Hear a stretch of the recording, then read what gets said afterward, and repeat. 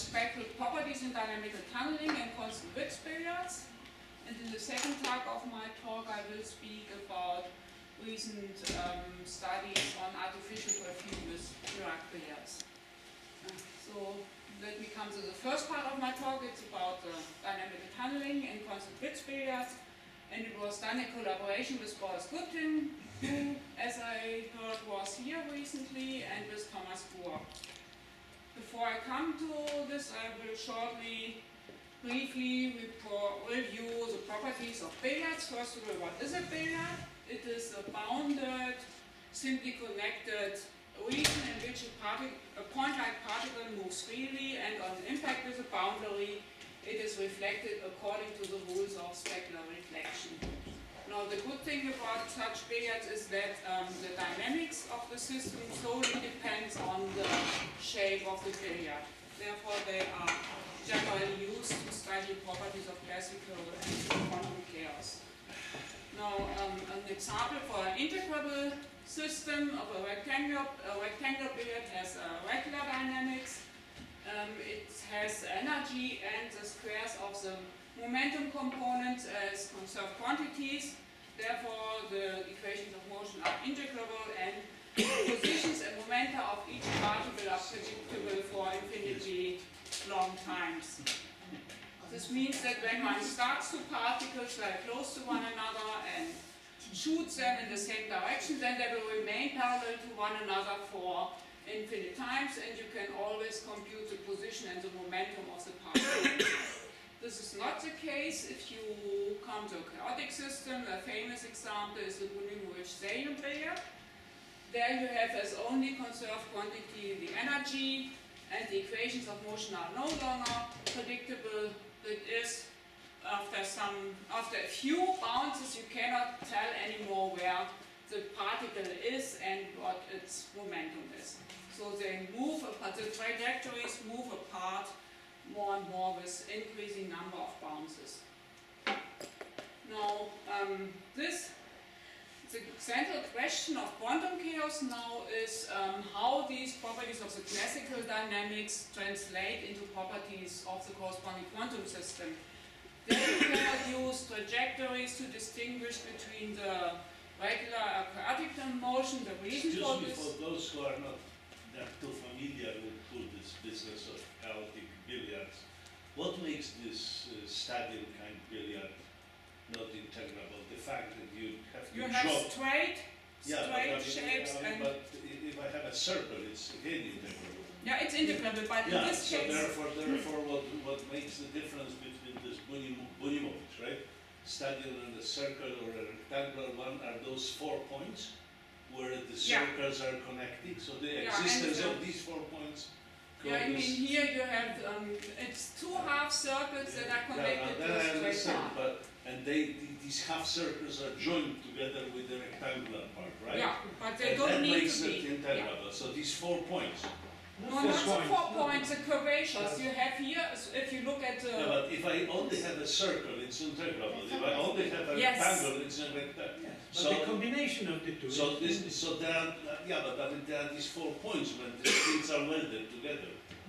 But it's a boundary itself which makes it. No. If you look here, they what move Lucas is asking is that if motion is such that it bounces only from the parallel lines, it's integrable. It's integrable, yes. If it's the motion is such that it bounces only from the half circles, it's integrable. Exactly. So whatever happens must happen when you at the joint points. No, because 4 points are on measure 0, and it's very unlikely that the trajectory will hit the point. So what's happening here? What I tried to explain. I mean, what I wanted to explain to you now, when you, as long as these particles hit the parallel lines, they move parallel. As soon as they start to touch the circular part, then they get apart. And the reason for this is that you have an interplay between plane curvature and this circular curvature. And it's this interplay which makes it chaotic.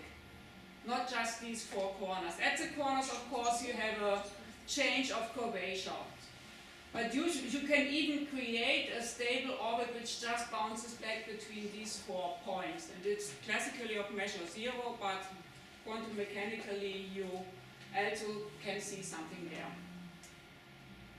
So now, as I said, you cannot use this criterion to decide whether a dynamics is regular or chaotic, because you cannot define trajectories in a quantum system. The reason for this is Heisenberg's uncertainty relation. Namely, you can never measure the location of the particle and momentum at the same time. However, due to the correspondence principle, there must be some relation, some link between the classical dynamics and the dynamics of the quantum system. And the task of quantum chaos is to identify such statistical measures. One example are the statistical properties of the eigenvalues, the spectral properties.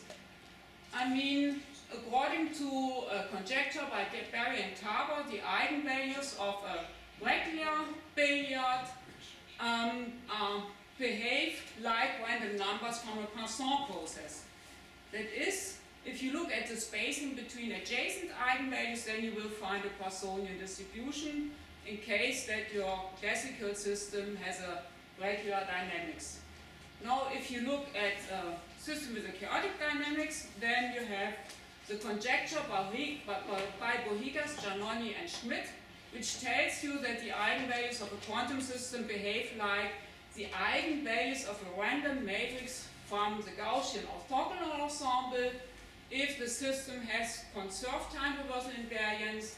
In this case, the spacing distribution is decays Gaussian-like, and in the vicinity of spacing 0 it grows linearly. That is, in a chaotic system with time reversal invariance, the energy levels repel each other linearly. Whereas in a Poissonian process, that is in an integrable system, the eigenvalues don't care about what the other eigenvalues are doing. Similarly, if you have a chaotic system with violated time reversal invariance, then the eigenvalues behave like those of random matrices from the Gaussian unitary ensemble. In this case, the eigenvalues repel each other proportional to the square of the spacing for vanishing for small spacings. Now, these are some central conjectures, and of course the more interesting cases are billiards, which have some dynamics which is between regular and chaotic or whatever, or has some weird shape, and I will come to some of them. These are the Constable billiards. Now, first of all, in order to obtain the eigenvalues of a quantum billiard, you have to solve Schrödinger's equation for a free particle with Dirichlet boundary conditions along the walls of the billiard. And as I should mention, at the TU Darmstadt, you use superconducting microwave billiards to obtain the eigenvalues of a quantum billiard in measurements. So what is a microwave billiard? It is a flat cylindrical microwave resonator, and below a certain height, for frequencies which are inversely proportional to the height, the electric field strength in such a billiard is perpendicular to the top and the bottom plate, and then the vectorial Helmholtz equation changes into a scalar one, which is mathematically identical to the Schrödinger equation of a quantum billiard. This analogy is also, for example, used in the laboratory of Leszek-Sirko. So that is, in Darmstadt, we use such microwave billiards to determine the eigenvalues of a quantum billiard from the resonance frequencies of such a system and the wave functions from the electric field strengths in such a resonator. And the measurements are performed at superconducting conditions. I mean, to obtain the resonance frequencies, one measures resonance spectra. For this, antennas are attached to a microwave billiard. Here it has the shape of a quarter stadium. Microwave power is coupled into the resonator via one antenna and coupled out via a second one. And the scattering matrix element, which describes this scattering process, is measured. Does it matter that the equation for electric field is real and for real function, and the Schrödinger, the wave function is complex? No, I mean, you look only at the Helmholtz equations, and there it doesn't matter, as long as you only remain in a configuration space. you have this analogy, and you can use it to get the eigenvalues. And So that's a rectangular stadium. this is a stadium. Yeah. Rectangular. No, no, no. Here we It's have a careful. rectangular part and here a quarter circle. Ah. So you want to build quarter stadia to get rid of all these reflection symmetries and things like that, which will influence the spectral statistics. So now the absolute value square of the matrix element is given by the microwave power coupled out and antenna 2 to the microwave power coupled in. And when one plots this quantity versus frequency, then one gets a resonance spectrum with well-isolated resonances. The spectrum was measured as superconducting conditions, and the positions of all these resonances yield the eigenvalues of, here in this case, of the quarter stadium billiard. So these measurements are done with resonators built from niobium or from copper, which was lead-plated. Then they are superconducting at liquid helium temperature, so the billiard is cooled down to liquid helium temperature by putting it in a metal box, which is put in a cryostat, which contains liquid helium. And just to show you the results of these superconducting measurements, here I show a spectrum which was measured at room temperature. The frequencies are comparatively high. And here I show the corresponding spectrum at measured at superconducting conditions, and as one can see here, you can determine all the positions of the resonances in this case, whereas in this case it's no longer possible. That is, in this case we obtain complete sequences of eigenvalues, whereas at room temperature it's no longer possible. What about numerical solutions of the Helmholtz equation? Yes, this is of course. This is what And I'm it doing. disagrees. No, a very good agreement. I will show some examples. So now I come to my talk.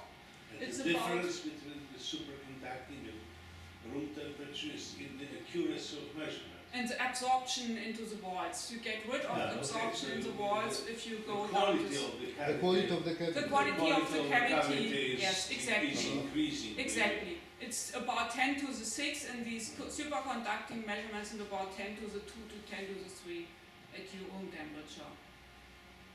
And here, now let me come to my talk. It will be about properties of constant width billiards. Here I show an example of such a billiard. One can put it into a square billiard which touches it at all 4 sides. And when you now rotate this billiard, it will still touch the square. This is the width, as already the name tells us, of such billiards is constant. And they have the peculiar property that when you shoot in a particle in a certain rotational direction, then it will always move in the same direction. That is, the dynamics is unidirectional. This becomes visible when looking at the Poincare surface of section. Here I plot the position of the point of impact versus the exit angle, sign of the exit angle at the point of impact. And this Poincare surface of section was obtained by shooting in a large number of particles all in the same direction. And as one can see, only the upper half of the Poincare surface of section is filled. That is, the dynamics indeed is unidirectional. Now the main part of the Poincare surface of section is chaotic. These are all these black dots. However, there are also regular regions around the diameter orbit, the barrier region, and around p equal to 1. This is the region of whispering gallery modes. Here is one example of a whispering gallery mode and one example of a diameter orbit, which would be at p equal to 0. So now, as one can see, when looking at this Poincare surface of section, classically the transition from clockwise to anti-clockwise motion is not possible.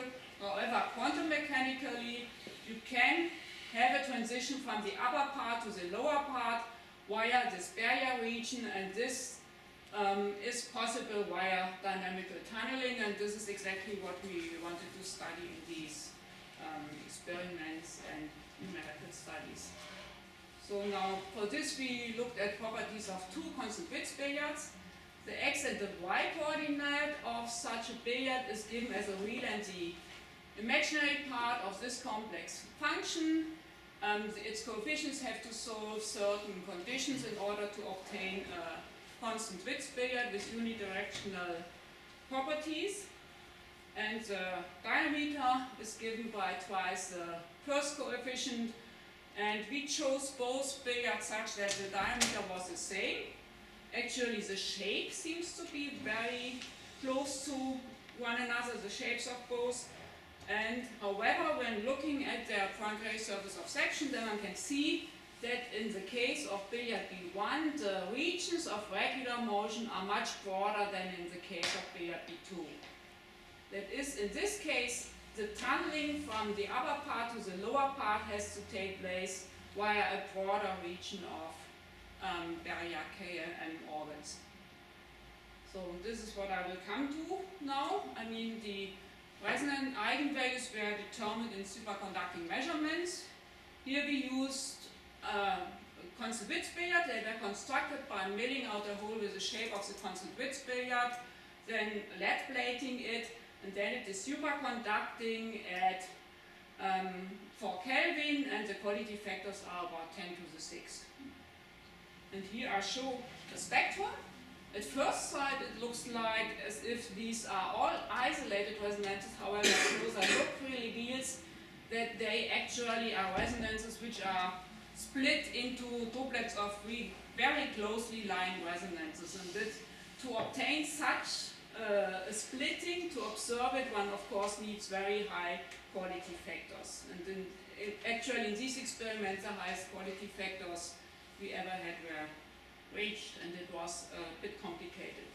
Now, the splitting into doublets of resonances is due to the tunneling from clockwise to anti-clockwise motion, and the tunneling rate depends on the size of the splittings, and that's why we investigate tunneling in terms of these splittings.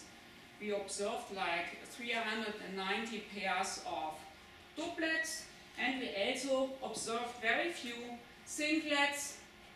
These correspond to the diameter orbit, and actually they are comparable to the singlets observed in a circular billiard with the same diameter. And that's how we identified the singlets. We simply compared the eigenvalues corresponding to these singlets with those of the circular billiard, and then we knew that this is the singlet state.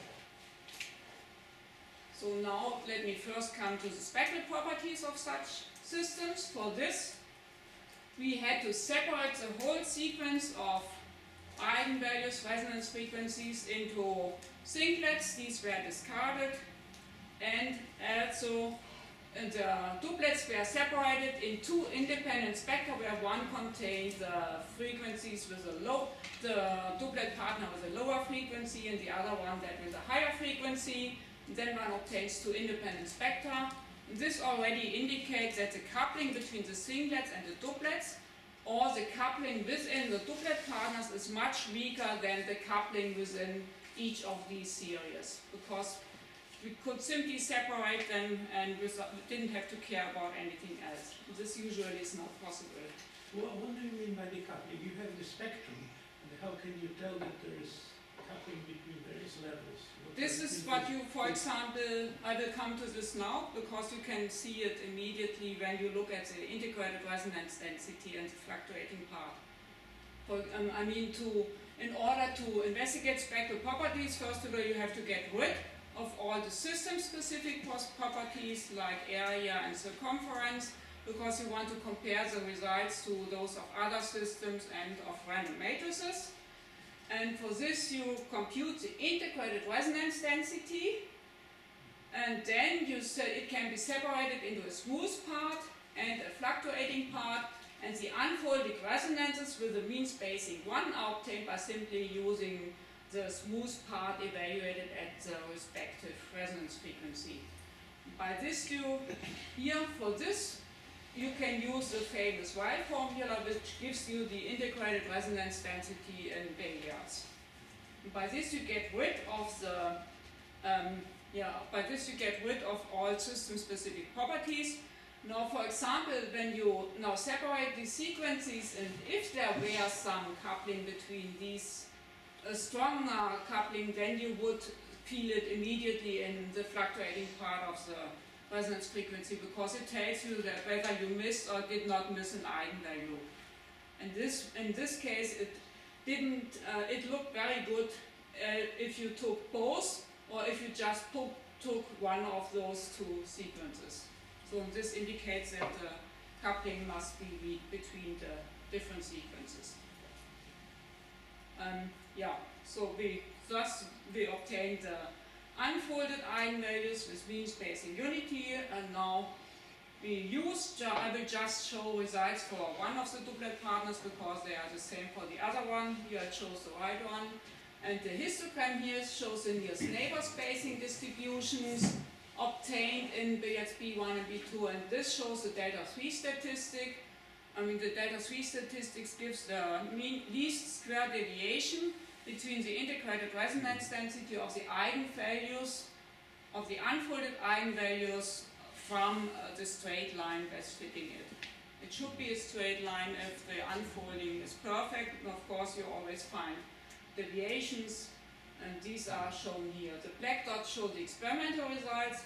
The blue curves show the GOE, which describes chaotic systems with time reversal invariance, and the red one shows that for chaotic systems with no time reversal invariance, we actually compared our results to GUE because the prediction was that due to unidirectionality, the statistics should coincide with the GUE, even though the system itself is time reversal invariant.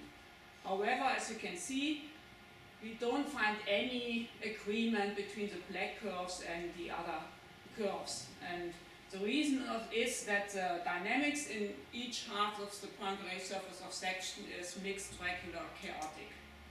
Oh, Barbara, delta 3 statistics is extremely sensitive to lost eigenvalues. Exactly. Is it possible that in this experiment, let's say, some eigenvalues were really lost? That's why I always use delta 3 and sigma 2, the number variance, to decide whether I lost some, and at this point I was sure that I didn't lose any. You will see it in the following, because now instead of using pure GUE or pure GOE to compare these results, we use the random matrix ensemble, which describes the mixing between regular and chaotic dynamics. Here, this H is a random matrix from the GUE, and D1 is a diagonal matrix which has Poissonian random numbers as entries, and it describes the regular part, and this part describes the chaotic one, and mixing between both parts is achieved by this coupling. Here V1 again is a random matrix with Gaussian distributed eigenvalues, and mixing is described by a coupling parameter Tor1, which is measured in units of the mean spacing D0. And as you can see, we obtain a very good agreement between this random matrix ensemble and experimental data, and this also tells us that we didn't lose any eigenvalues. And of course there are other methods to decide this, and in this case the mixing parameter is smaller than in this case, and this is actually what we observed, that in this case the regular and chaotic states are better identifiable than in this case.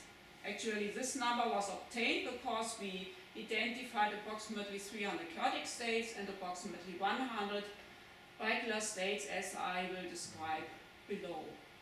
Now, the Gaussian distributions which I showed you for the spacing distributions of GOE and GUE, they were obtained by using random matrices of dimension 2, and we can do exactly the same here. Instead of using such high dimensional matrices, we simply use low dimensional ones, and again find a very good agreement between random matrix theory and experimental and numerical results.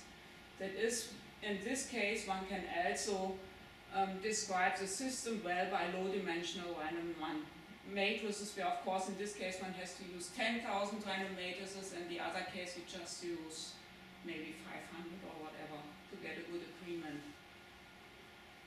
So these are the spectral properties, and we were mainly interested in tunneling. For this we looked at the splittings. Here I show the splittings of all the doublet partners. In this case the splittings are generally smaller than in the case of billiard B2, which already indicates that there the tunneling rates are larger than here, which may be attributed to the fact that there the barrier region is not as broad as in billiard B1. And the average splitting is shown here as red curves. It does not decrease exponentially, but algebraically. And this may be attributed to the fact that in each of the regions of the pointwise surface of section, the decay is exponential, however with different decay rates, and when you take the sum of all of them, then you obtain your algebraic decay. Now, to better understand which states have a large splitting and which show a small one, I used the experimentally determined resonance frequencies and computed wave functions. For this I used the method by Saraceno and Vergini, which gives many replications of the same eigenvalue to decide which of these eigenvalues are the eigenvalues I was looking for. I simply compared the experimental and the numerical eigenvalues in terms of the fluctuating part of the resonance density, which is a very, very sensitive measure. And here in red I show the numerically obtained fluctuating part of the integrated resonance density, in black the experimental one, and they agree, except for a shift which actually is due to the shrinking of the cavity when it's cooled down to helium temperature. Now in order, whoops, what happened now? I know. Because actually the geometric size of the cavity, you know, in the room temperature, and then it will be exactly, and then you can really really determine how much it must have shrunk from these deviations here. So now, in order to decide whether a pair of eigenvalues is a doublet state or whether it's the same, yes. This becomes very cryptic. I understand that you people are very familiar with it, but what means that the cavity shrinks? I mean, you have your cavity. That's superconducting. It gets a bit smaller, and this is it's just tenths of a millimeter or something like that, and you can really see it then in this shift here. Why? Because the resonance frequency. No, forget about the resonance frequency. Why all over the sudden the closed metal, when it undergoes a superconducting transition, gets smaller? Yeah, I mean, it's metal that shrinks. The metal gets. I understand that metal shrinks. I'm not asking whether it shrinks, that presumably is the fact. I'm asking why. Because I cool down to 4 Kelvin. So what? So what? This I also understand that the superconducting at low temperature. But why the metal shrinks? No, because the geometrical size of the cavity is now in the room temperature. It's measured. Yeah. And then you are not able to measure there when is you a put it to the cavity which is it's the same cavity, which is once at the room temperature, exactly, and then it's at superconducting temperature. Yes. The statement was that it shrinks. Yes. Whatever that means. That I understand that the some kind of a linear measure of that cavity is smaller when it's superconducting. Slightly. The question is why? No, not superconducting, just cooled. No, it's cooled. Yeah. The question is why. It's not the superconductivity, it's the temperature. Why did that? Why doesn't iron rod shrink? This is not an iron. Because we're not talking about the iron, we're talking about the superconducting material. Yeah, You but know, I mean, this this is a So, copper. copper cavity. if that was the iron, I wouldn't ask the question. No, this is the, I'm not that stupid. This is the copper covered with niobium or something like that. I don't know which is the. Yeah, it's copper. Yeah, it's copper. Lead-plated copper, and it. So is this the just? Trivial effect of. So it has nothing to do with the superconductivity. No, just the temperature. It's the temperature. So that would be the simple answer. Exactly. Yeah. So this you can see here because then the resonance frequency changed. So finished or not? So now, I mean, in order to decide whether a pair of eigenvalues is indeed a doublet partner or maybe just the same eigenvalue with different values due to the numerical accuracy, I also computed the overlap of the wave functions, and this then, showed us which of the doublets are the genuine doublet states. But if these are eigenstates, they should be orthogonal. Exactly. If they are really doublet states, then they are orthogonal, and then the overlap has to vanish. But if you have the same eigenvalue, which just differs due to numerical errors, then you would have an overlap of 1. But that's due to numerical errors. Yeah, due to numerical, that was a difficulty with these systems, because the splittings are of the same size as numerical errors, or in measurements of the same size as accuracy. And now to make really sure that you have a doublet, you have to check whether the eigenfunctions are orthogonal to each other. That's why, so it worked very well, and then I had my wave functions, and here I show some examples. This is a wave function for a singlet state. Blue corresponds to a vanishing intensity and red to a maximal one, and this has the shape of a, which is very similar to a deformed J0 Bessel function, which would be the wave function of the corresponding circular billiard. Now we also computed Husimi functions. This is something like the quantum analog of the classical Poisson surface of section. And it is obtained by computing the normal derivative of the wave functions at the boundary and computing the overlap with a coherent state. And this then yields the Poisson surface of section again in the space, in the same space as the Poisson surface of section, the classical one which I showed to you. And as you can see, the singlet states has a very high intensity in the vicinity of the diameter orbit. This becomes better visible when looking at the projection onto the p-axis. There you have a large maximum at 0, and this indicates that this indeed is associated with the diameter orbit. The singlet states are associated with the diameter orbits. Here I show another example. These are whisper and gallery modes, the wave functions. This is a pair of whisper and gallery modes in this case. Wave functions are localized in the vicinity of the boundary of the billiard. The Husimi functions are located around a momentum value which is close to 1. And these wave functions, the corresponding eigenvalues, only show a very small splitting, as can be seen here. The pink ones are the splittings of whisper and gallery modes, and they are comparatively small as compared to other splittings.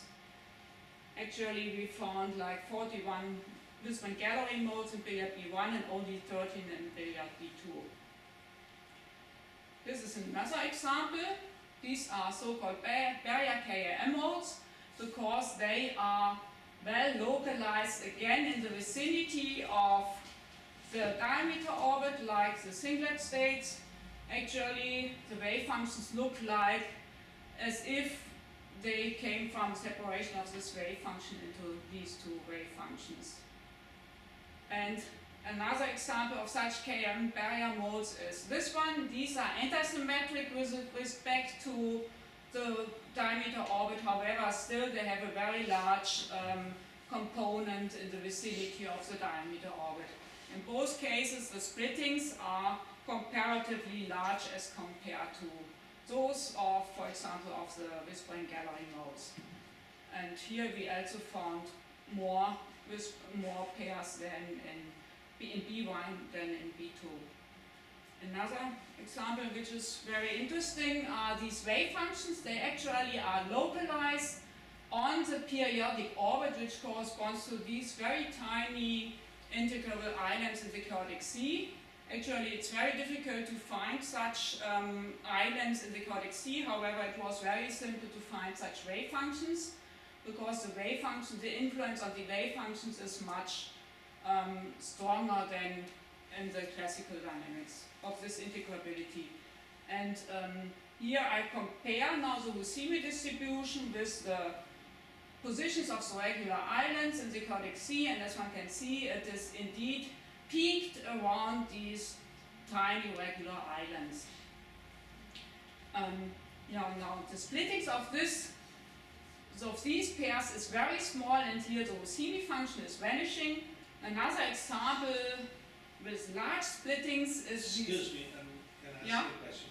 If I have these wave functions on your picture, if I somehow inject them into the NFS-like formula, will I get these trajectories? Yeah, I mean, in this case, yes. In this case, it's really well localized around this periodic orbit.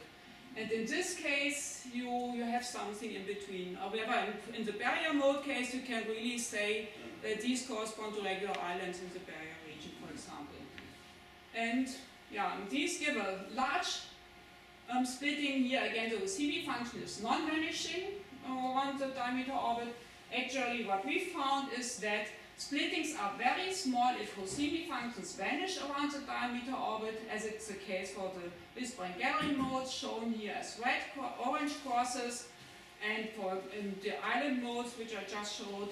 And it is very large if the Husimi function is vanishing around the diameter orbit, as is the case for the barrier modes and for these hybrid modes, shown as green diamonds, red triangles, and cyan triangles.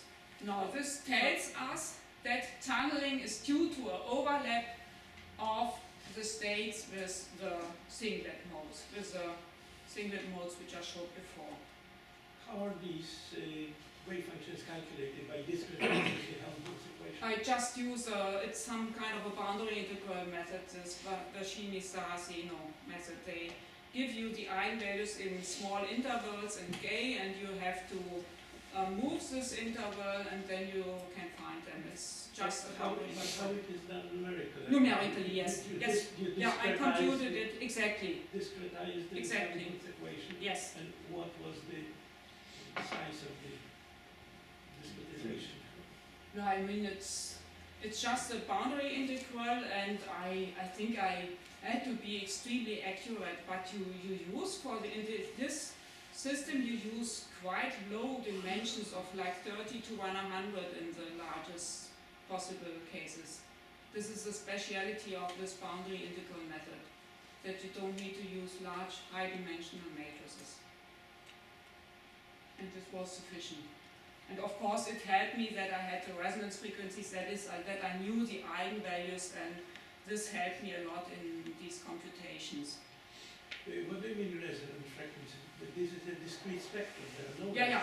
resonances. You have the eigenvalues, you measure them, and then I use the measured ones to obtain the numerical ones, because you get a very large set of eigenvalues, and not all of these eigenvalues are really different eigenvalues. So there is an interplay between experiment and Yes, and numerical this calculations. I really had to use. Numerical calculations are not independent. In this case, In this case. yeah. I on mean, the you experimental. could do it independently, but then it would be much higher. It would be much more complex. You would need much higher accuracies and things like that. So it was good to have the measured eigenvalues. So now the tunneling we investigated in terms of statistical measures. We looked at the distribution of the splittings, and here I show the splitting distribution for billiard B1, billiard B2, and as one can see, the distribution is broader for billiard B2, which already indicates that their tunneling rates are higher. And this is also the case when one looks at the average value, which is higher in this case than in this case, and as we also saw before in the splittings. Now we derived a Wiener matrix model, because we saw before that tunneling is due to an overlap an overlap with a singlet state. Therefore, I use such a model here. H mix, for example, describes the dynamics in the upper part of the ground ray surface of section, and this describes the dynamics in the lower part. And the tunneling via the singlet state is now described by simply connecting these three parts via such a matrix, which contains again random Gaussian distributed numbers, and Tortu measures the tunneling strength in units of the mean spacing. What is the physical reason for this splitting? We had a problem that does not really indicate that there should be some splitting. Yeah, exactly. I mean, you would expect that there's no splitting, for example, like in the circular billiard. Now you start to deform the boundary, and then you get a splitting, and this splitting is attributed to this dynamical tunneling, because then you have some transition from clockwise motion to anti-clockwise But motion. there are no quantum transitions here. mechanically. This is a stationary problem. What do you Yeah. mean transition? A change, you can also call it a change from one. Quantum mechanically, the wave function will always be a linear combination of a clockwise and anti-clockwise trajectory. Exactly, yes. It's exactly like a double well situation. Yeah, exactly like a double well, for example. There you have a barrier tunneling And through the this. symmetric and anti-symmetric Yeah. combination will have different eigenvalues. Mhm.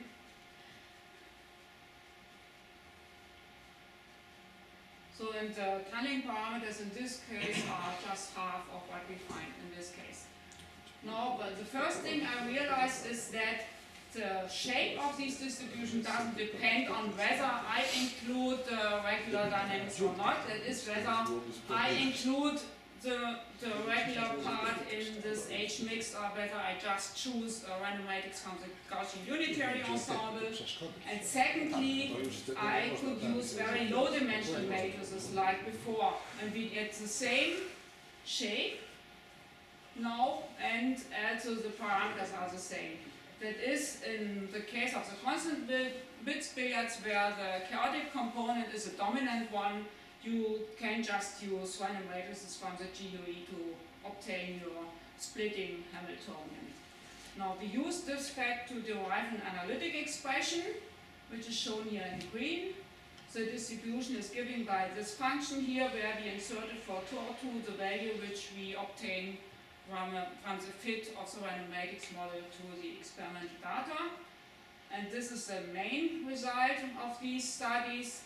It can be used generally for systems where you have tunneling from one part of the Hilbert space to another one via some barrier, and where the chaotic component is the dominant one. Now let me shortly explain how we obtained this distribution. For this we first diagonalize the random matrices HGUE entering the splitting Hamiltonian, then we get a Hamiltonian of this form, where these matrices W and W tilde are obtained from the transformation of the corresponding coupling matrices. And here, this is the diagonal matrix which contains the eigenvalues of the GUE, and ER is just this one random number which describes the singlet state. And then for such a matrix we can obtain an analytic expression for the which gives you the eigenvalues of this Hamiltonian, and you can now first of all use this equation to determine the shift of the eigenvalues ER, this corresponding to the singlet state, which resides due to the tunneling. It's given by this term, and another one for the splittings of the doublet partners. And starting from this equation, we derive the analytical results which I showed you before. With this I would like to conclude the first part of my talk, and I will come to the second part. Did I already finish? Oh, okay, so now in this part I come to the spectral properties of artificial graphene, which was investigated with so-called Dirac Billiards. First of all, what is graphene? Graphene is a monoatomic layer of carbon atoms that are arranged on a honeycomb lattice. This honeycomb lattice, it is... Actually, it's already artificial substance. Yeah. So you can forget, in this case you can... So, I mean, the hexagonal lattice is formed by two independent triangular sublattices, and due to this symmetry properties, the band structure of such system has a very peculiar shape. I mean, here I plotted the electronic energies versus the quasi-momentum components, and shown as the conductance and the valence band, and as can be seen, these touch each other conically at the 6 corners of the first Brillouin zone. What does it mean? This means that in the vicinity of these touch points, which are also called Dirac points, the system exhibits a linear dispersion relation. That is, the electronic energy depends linearly on the quasar momentum, and this means that in the vicinity of the Dirac spectrum, of the Dirac points, the spectrum is similar to the Dirac spectrum of massless fermions. So this can be formulated differently. In the vicinity of these touch points, the effective Hamiltonian of the system is given by Dirac Hamiltonian, which there describes the properties of graphene. Here sigma x and sigma y are the Pauli matrices, and it can be written. So it's rather Rashba Hamiltonian than the Dirac Yeah. one. Yeah, I mean, here you have the Dirac equation now. So this is then the Dirac equation when you replace the partial derivatives of qx and qy by partial derivatives, then you get the two-dimensional Dirac equation. Here psi a and psi b are the components of the wave function at the two independent triangular lattices. And the full Hamiltonian then is given by a four-dimensional Dirac equation which describes both the upper and the lower cone. Now this relation between the wave function of graphene and the Dirac equation is solely due to its symmetry properties, and that is due to its hexagonal lattice structure, and this has been used in many different systems to obtain the same band structure by simply using atoms arranged on a hexagonal lattice, or we use Dirac billiards. So-called, these are superconducting microwave billiards that contain a photonic crystal to investigate properties of graphene. Now, what is a photonic crystal? A photonic crystal is a structure whose electromagnetic properties vary periodically in space. It is obtained by using an array of metallic cylinders that are arranged between two plates on a triangular lattice. Here I show a photograph of one of these systems. And then again, like in microwave billiards, the Helmholtz equation becomes a scalar one when using frequencies below this frequency, which is inversely proportional to the height of the cylinders. And then the propagating modes are solutions of the scalar Helmholtz equation, and this problem is then identical with the Schrödinger equation of the corresponding quantum multiple scattering problem. Now, the band structure of such a system can be computed numerically. Here I show again the triangular lattice. Each black dot corresponds to a metallic cylinder. And the band structure, here I show the first and the second band. It is obtained by plotting the frequencies of the propagating modes as function of the quasar momenta. And as you can see here, the band structure is very similar to that of graphene. So in the vicinity of these Dirac points, we expect the same properties as we get in graphene. Actually, in this case, the hexagonal structure is not formed by the metal cylinders, but by the voids within respectively three of these metallic cylinders. And they form a hexagonal structure, which is similar to that of graphene. Now we use such devices to study properties of graphene flakes. This is an example for a graphene flake. The electrons cannot escape. And such systems are described numerically by using so-called graphene billiards, which use the corresponding boundary conditions. And now if you take the photonic crystal as I showed to you before, then of course electromagnetic waves can escape. And in order to get a billiard, one has to enclose the photonic crystal into a microwave billiard. Here I show one which is enclosed in a rectangular billiard. This then is called a Dirac billiard, and we can use such systems as long as we stay in the vicinity of the touch points of the first and the second band to study properties of graphene billiards. I will show results which we obtained for Dirac billiard with a rectangular shape and for one which has a shape of Africa, and the graphene flake is given by the void structure formed by the metallic cylinders, the shape of the corresponding graphene billiard. Now, the boundary conditions depend on whether you have zigzag edges or armchair edges. Here, as I will show below, the zigzag edges may play a role when you look at the spectral properties. Now, the classical dynamics of a rectangular billiard and of the Africa-shaped billiard is regular and chaotic. That's why we use these different shapes.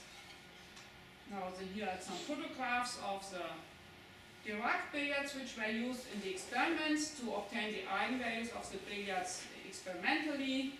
They were obtained by milling out several hundreds of cylinders out of a bottom plate, and then this bottom plate and also the covering plate were lead plated, and then we again had a superconducting system with high Q values. So, and the height was 3 millimeters, so that measurement in this case could be performed up to 50 gigahertz, which is comparatively high. And so again, these were cooled down with liquid helium. Here I show a measured spectrum. It's a spectrum which was measured with a rectangular Dirac billiard. It has 3 broad gaps where you don't find any propagating modes. However, it also has 2 regions of low density around the Dirac points, and yeah, these are the parts of interest in following. Here I show just a zoom into this one. You can see that in the region where we expect the Dirac point, you have a very low density of resonances.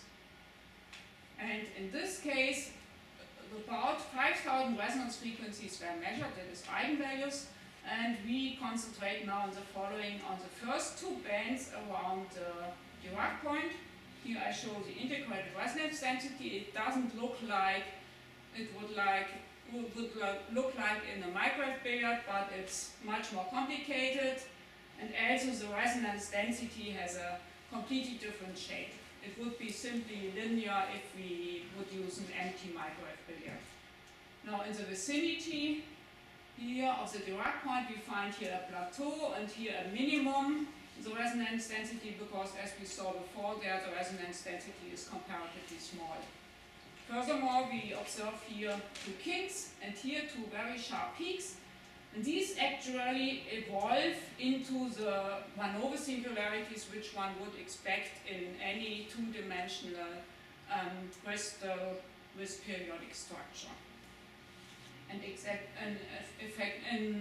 you use an infinitely sized crystal, then these actually are logarithmic singularities. Now let me compare the experimental density of states to the band structure. Actually, each measured frequency can be related to an ISO frequency line in the band structure, which I show here again. This is a density plot of the band structure. Now, first of all, the band edges, this one and this one, correspond to the gamma points in the band structure. In the vicinity of the band edges, the isofrequency lines form circles. Now, when you come to the peak, to the frequency of the van over singularity, then the isofrequency lines cross each other at the saddle points of the band structure, which is somewhere here. And when you go to higher frequencies, then you eventually come to the Dirac point, as shown here as 6 dots. And actually the saddle point separates the part of around the gamma point, which has some quadratic some dispersion relation, and hexagons where the dispersion relation is linear. And we now, for the theoretical description, we use the so-called tight binding model. This tight binding model gives you the energies and the eigenstates of such a crystal. Here, pi A, J, A are the wave functions on the blue triangular lattice, and the pi J, B are those on the red one. And the eigenvalues are obtained by solving this generalized eigenvalue problem. Here HTB is a tight binding Hamiltonian, and this matrix here is a matrix which describes the wave function overlap between wave functions localized on the different lattice sites. Now in this equation F0 gives you the resonance frequency of each isolated void, which can be considered as an isolated resonator. And T1 gives a coupling to the next nearest lattice points, which are from the other lattice, and S1 gives the corresponding wave function overlaps. S2 gives the next nearest neighbor contributions, which is a coupling between a site and neighboring sites from the same triangular lattice. And we also had to use second nearest neighbor coupling to obtain a good agreement between the tight binding model and our experimental results. Here I show as red curves the tight binding model result, and as black one again the experimental resonance density. Here I show that for the Africa billiard, and both are well described by a tight binding model where you consider up to second nearest neighbor couplings. And actually here in the vicinity of the Dirac point here you find a slight bump which is due to edge status. I will come back to this shortly. Now I will just review some results which we obtained on the spectral properties in the vicinity of the band edges of the Dirac point and the one-over singularity. Here I show some computed wave functions in the vicinity of the band edges. They are identical with the wave functions of the corresponding empty quantum billiard, and the same holds for the wave functions of the Africa billiard, again in the vicinity of the band edges. That is, at the band edges, the properties of the Dirac billiard are already well described by the Schrödinger equation of the corresponding empty microwave billiard. And this is also visible in the measured resonance frequencies. Here I show as black lines the experimental fluctuating part of the integrated resonance density, as red one the fluctuating part of the eigenvalue density of the eigenvalues of the corresponding quantum billiard. And as one can see, both are plotted versus the eigenvalues of the corresponding quantum billiard, and we find a very good agreement between both. And the same holds for the length spectra. That is, in the vicinity of the band edges, our system is already well described by the properties of the corresponding quantum billiard. But is it so that if I would take a billiard region and try to solve the Schrödinger equation, continuous Schrödinger equation, and I try to do the numerically, then I will discretize the Schrödinger equation. So in order to do so, I have to invent some lattice. And we know Exactly. Then we know that the hexagonal lattice is the best possible one, right? Exactly. And now, and that leads you to the tight binding model. And then you go another backwards by going into a continuum limit on the tight binding model, and then sure enough, if you didn't fail, you will get the same results. So I think it's but I mean this here shows these are measurements, and you can. I'm talking about the analogy between the that's exactly. The, I mean the, you can. The diagram must be commutative, right? If you go to the continuum limit, you have to go back unless you fail. And this, I mean, this result tells you that you have a very, the tight binding model, it's much simpler to obtain the eigenvalues of a quantum billiard by using this tight binding model than using this method of Vergini and Saraceno, which I showed to you before. Then, however, you have to make sure that you remain in the region of the band edges of the corresponding. Quite possibly, if you will use the optical lattice, which is not hexagonal, but for example, quadratic, then you will not get the same results. No. Because the quadratic lattice has this additional conservation laws, exactly, which will demolish the analogy. Hexagonal lattice has the same invariance as the continuous Hamiltonian. Yes. So and these are the results now in the region of the band edges. Now in the region of the Dirac point, Here I show again wave functions. These vanish everywhere and you don't really see any wave function structure, and only in the vicinity of these zigzag edges you find some non-vanishing contribution. And this is in accordance with the low energy approximation, which means that the effective wavelength goes to infinity. Now we also in this region around the Dirac point, we computed the eigenvalues of the graphene billiard. For this we had to solve the Dirac equation with corresponding boundary conditions, and here I compare the experimental wave numbers with respect to the Dirac point to the eigenvalues of the corresponding graphene billiard, also with respect to the lowest eigenvalue of the graphene billiard. And as you can see, they interdepend linearly. That is in the region around the Dirac point. The system indeed is described by the Dirac equation, and here you have a linear dispersion relation, like you have it in the corresponding graphene billiard. Now we also looked at spectral properties like the nearest neighbor spacing distribution, delta 3 statistics, which I presented before for the constant bits billiard. Here we had to exclude edge states in the vicinity of the Africa Dirac billiard, and then we obtained for the rectangular one a very good agreement of nearest neighbor spacing distribution and delta 3 statistics with Poisson, and here for the Africa billiard with GOE. Here you find some deviations which are attributed to the length of the shortest periodic orbit in the system. And the same agreement was also found in the vicinity of the band edges.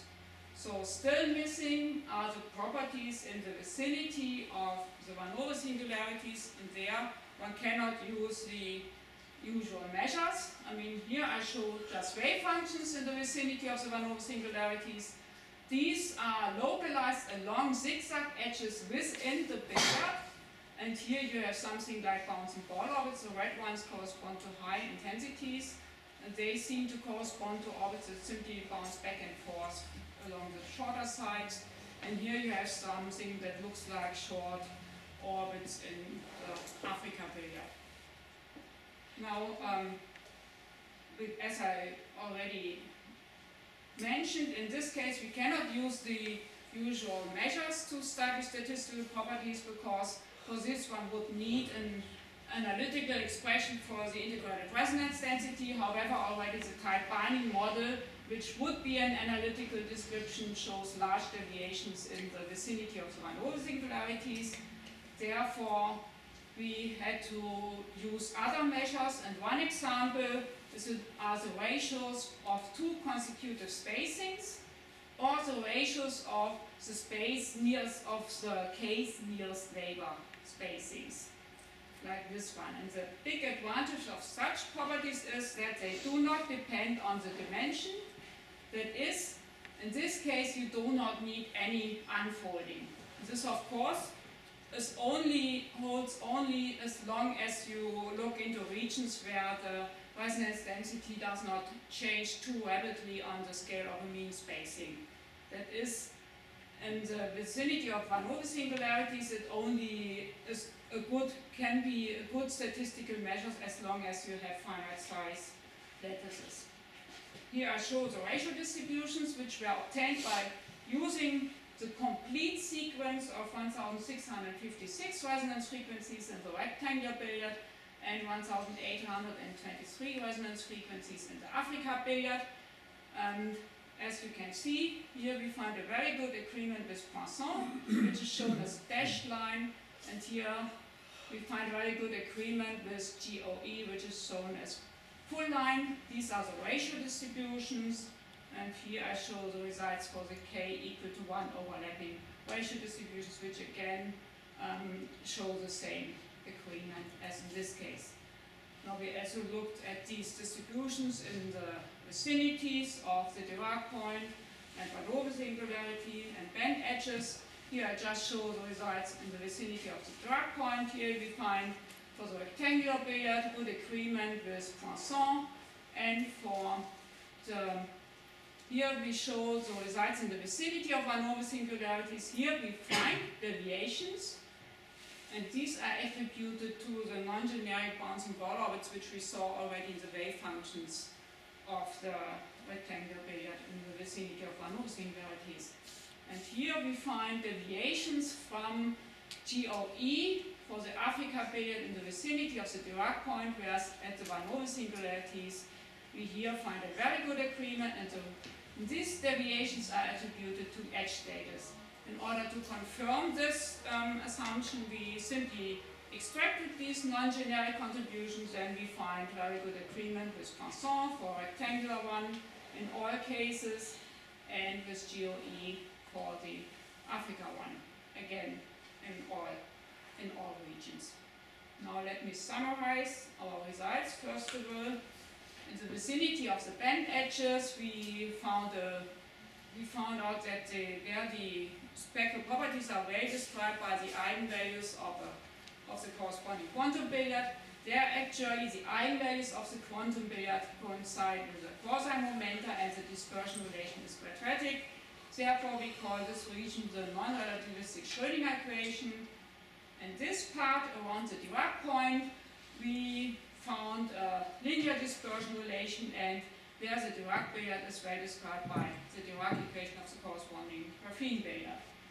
Now, and the transition from this region to this region, I mean both regions are separated at the Van Hoff singularities. That's something we are now trying to understand what exactly happens in the vicinity of the Van Hoff singularities, which separate the region of quadratic dispersion relation and the region of the linear one. So with this I would like to thank you for your attention. Now we have time for questions. You mentioned in your first part this Weil formula. What was the purpose of Weil? Of course, he didn't study billiards. No, he looked at resonators. Yeah. He looked at resonators. He also has derived Weil formulas for higher dimensional resonators. For example, for three-dimensional ones, you would get He a studied the polynomial. Yeah, eigenvalues exactly. for different Yeah. shapes. Thank you. I have a question concerning the Africa. Yeah. If I take any shape like the African shape, right? Yeah. I can decompose the shape of it Yeah. into the series of the